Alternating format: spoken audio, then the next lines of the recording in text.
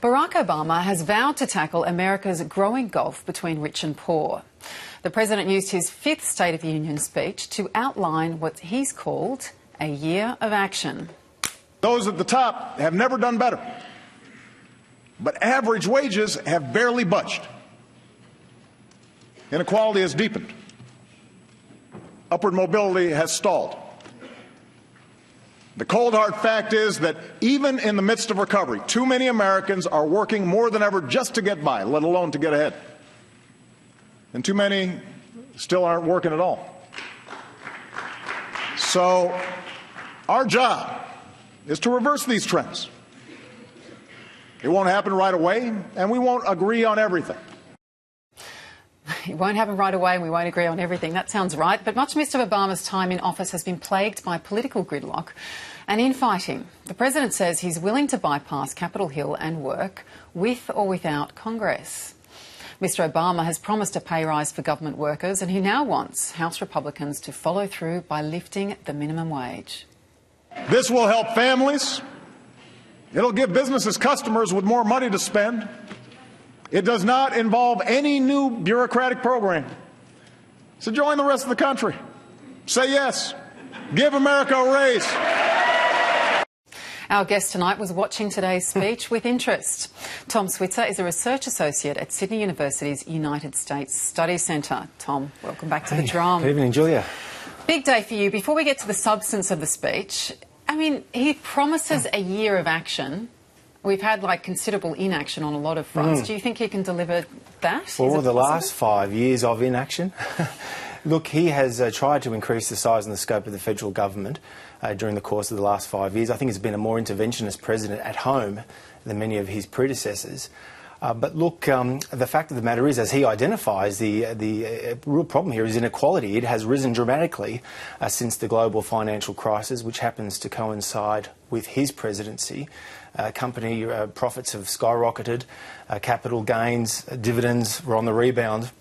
Meanwhile, the poverty rate has risen, and of course median wages have stalled. So there is a real issue there, and it's now become a bread and butter issue for a lot of not just Democrats and independents, but even Republicans. Right. The question is, what do you do about it? Right, it's the number one issue in political debate. But which is what makes actually the way he started the speech so interesting. It was vintage Obama, wasn't it? It's like he starts off anecdotally. Yes. But this anecdote was very, very clever, I think. And the woman that he refers to is Mary Barra, who was the daughter of a factory worker who went on to become the first female CEO of General Motors. Let's have a look at that.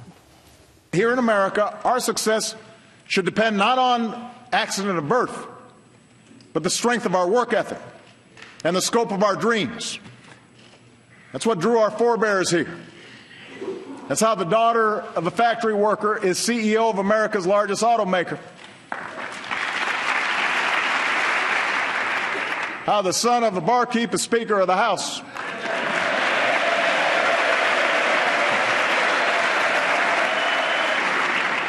How the son of a single mom can be president of the greatest nation on earth.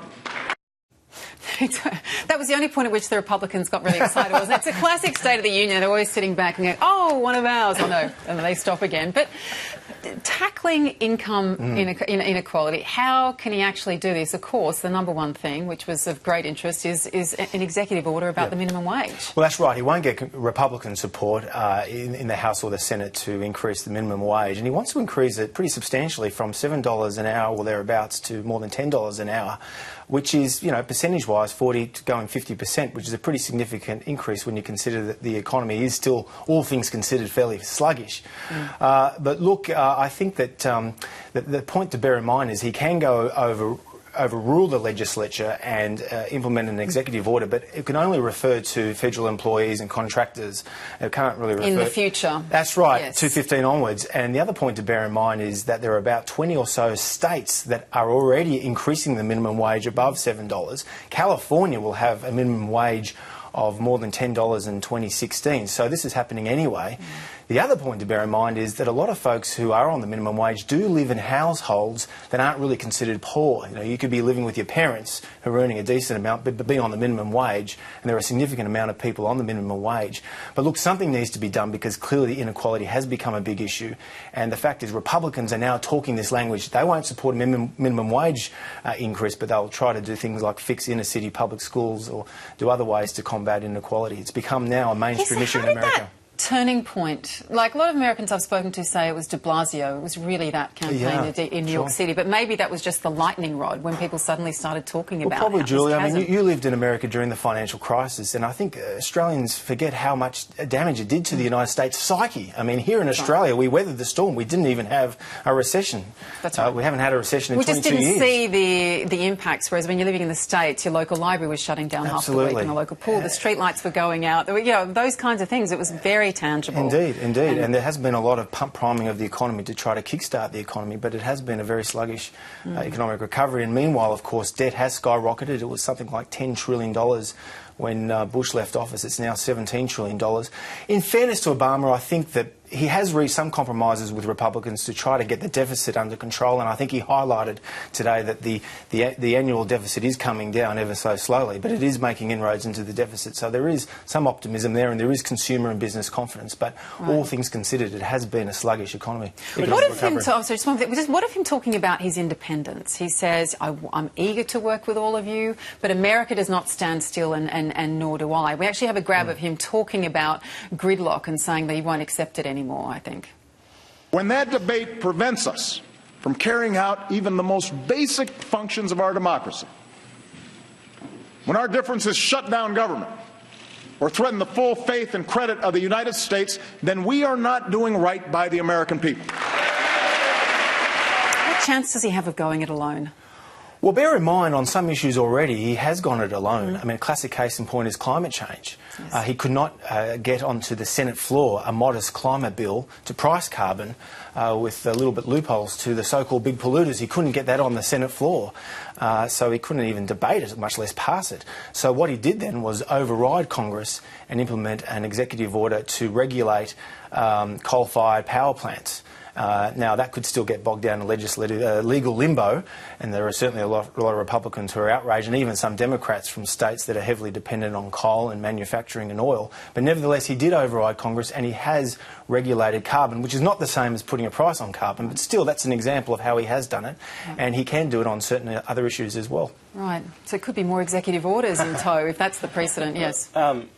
There's probably a couple of things that I noticed out of that speech, aside from the fact that it was very long on rhetoric and very short on actual concrete examples.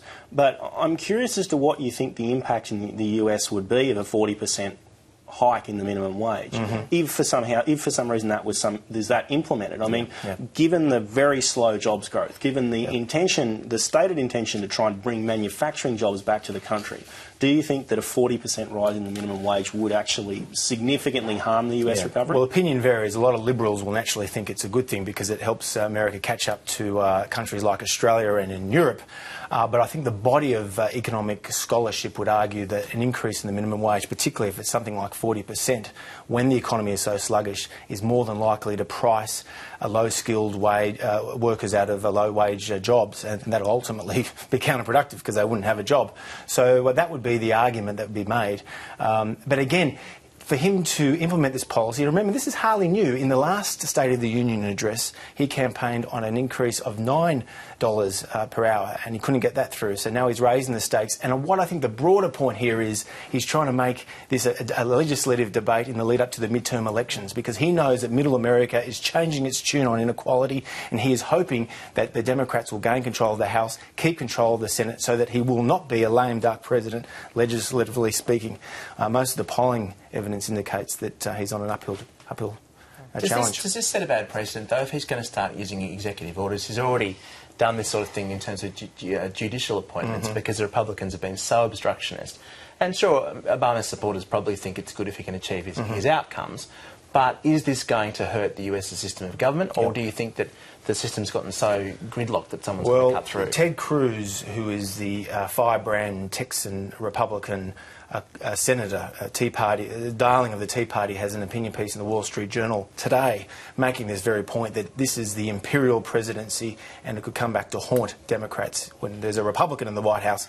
The counter-argument, of course, is that many Democrats and Liberals would argue, perhaps with some justification, that they've seen the Congress here, as certain elements of the Congress, overreach legislatively. And a classic case in point came in September and October last year, when certain Republicans would not even grant the President his Democrat mandate to implement the healthcare policies. However unpopular they were, it probably didn't justify those kind of shutdown tactics, which clearly backfired. But over time, though, it's now Obama who's on the back foot, because those very policies were implemented very poorly, and now he's on the back foot.